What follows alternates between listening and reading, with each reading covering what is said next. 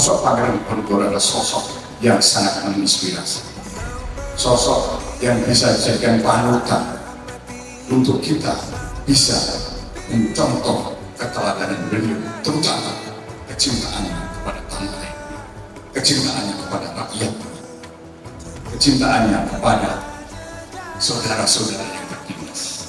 Bahwa Kodam 14 Hasanuddin dalam rangka untuk menjabarkan perintah dari Presiden tidak langsung boleh eksekusi, tetapi dari amanat Bapak Presiden terakhir tadi bahwa tentu saja atas ide masyarakat Sulawesi Selatan. Kita berterima kasih atas inisiasi Bapak Panglima untuk mendiskusikan ini dengan Bapak Presiden yang sangat mulia untuk memuliakan pahlawan nasional kita. Tadi sudah kita bahas, fikihnya mungkin ada sedikit perbedaan, itu juga biasa.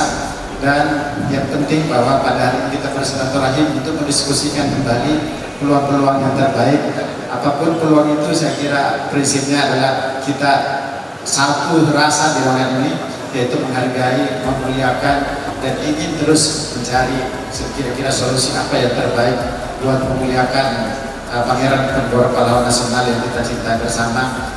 Karena ini merupakan perjuangan, merupakan pahlawan yang hasil perjuangannya kita menikmati sekali sebagai anak cucunya. Hasil perjuangan mereka, mari kita selalu menghormati, memuliakan pejuang-pejuang pahlawan-pahlawan kita, pahlawan mereka. Kita menikmati negara kita.